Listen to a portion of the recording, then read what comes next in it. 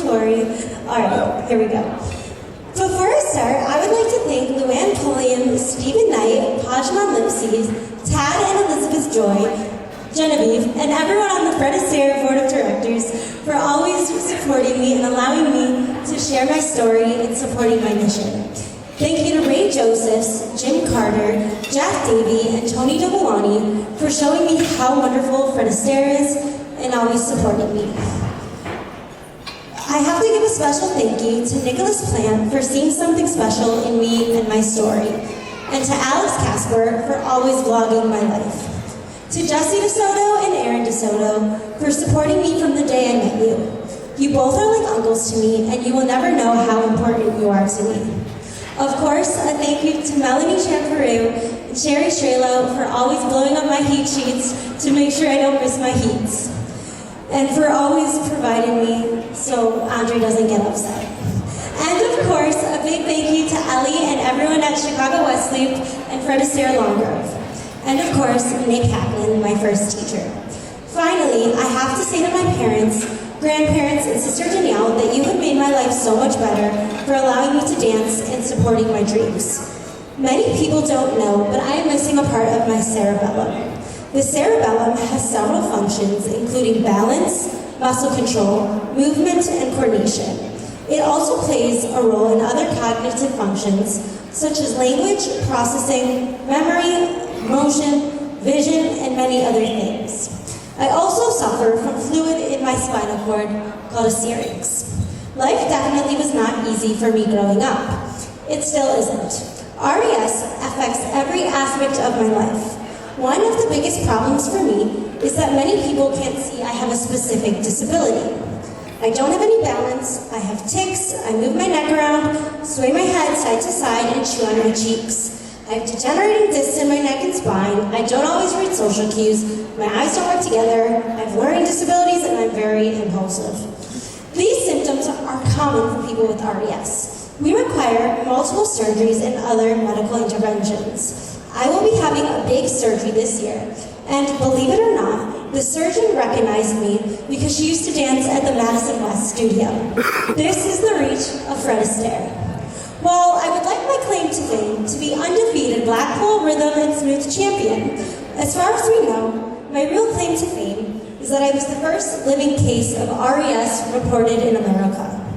However, we didn't know this until I was 13 years old, when we finally got a name for my disability, Raman encephalosynapsis. Being able to go to the Fred Astaire studio with my mom when I was a little girl, after many, many doctor's appointments, gave me something to look forward to. By the time I was a teenager, I knew I had to find a way to take ballroom dance lessons at Fred Astaire.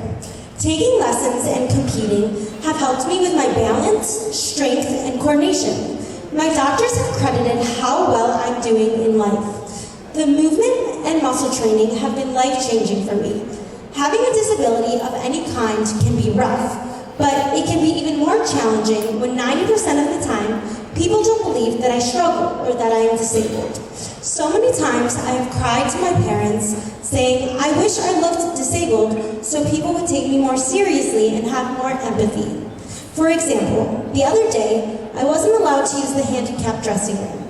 I need to sit down to put on clothes so I don't lose my balance. Because of things like this, I've never felt like I belong.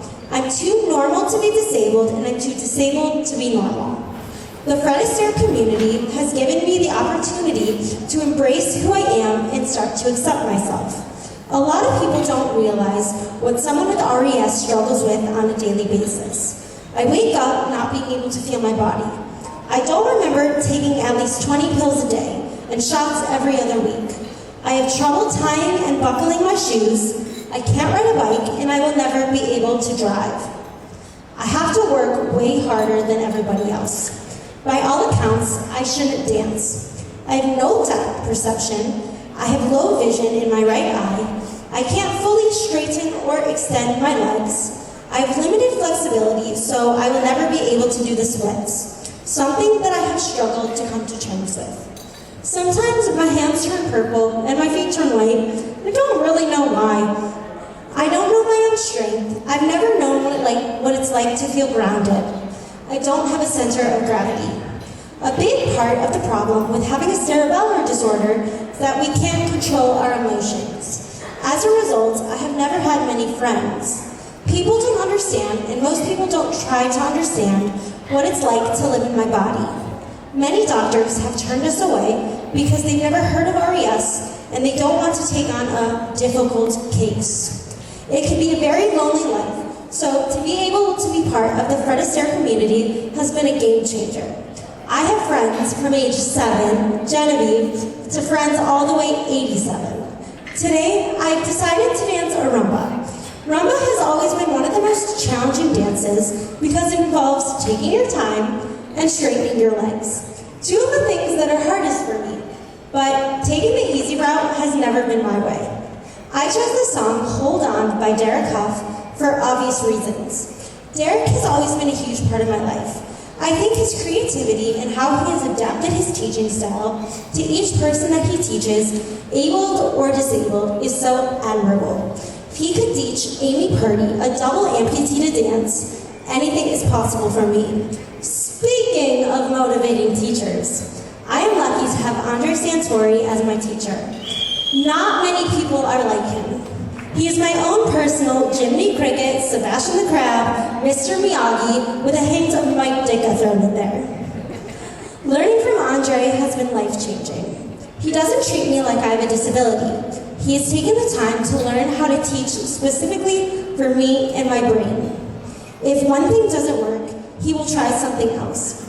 We have a lot of physical and audible cues since I can't see well. I wear fishnets for every lesson and competition to feel my legs and listen to the sounds, and we use chairs to help with my spatial awareness. He plays to my strengths, but also works to strengthen my weaknesses rather than avoid them like most other coaches. My goals now are twofold. First, I want to help others like me by raising money and awareness for people with RES. My other goal is to become a professional ballroom dancer, and I will be the first female teacher to win the World Cup Series.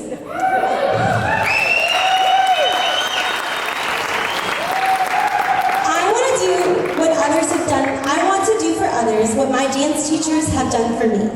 There is a whole community of people with learning differences who can benefit from ballroom dancing if they have people who are willing to teach them. My experience has shown me that there are ways to bring others with learning differences and disabilities into the ballroom world. I have wanted to start a foundation since I was a little girl. I know how lucky I am to have a family who cares and has the resources to give me all kinds of therapies and take me to doctors all over the country, much of which insurance doesn't cover. Even though RES is rare, there's a growing group of us in the world. Unfortunately, many of these families can't afford doctors, therapies, and activities that I have benefited from.